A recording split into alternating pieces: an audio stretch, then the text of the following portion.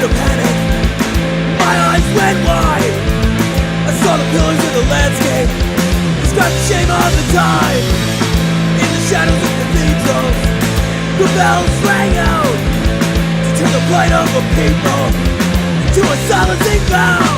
I saw the end of reason and doubt in solemn towers and pious mouths.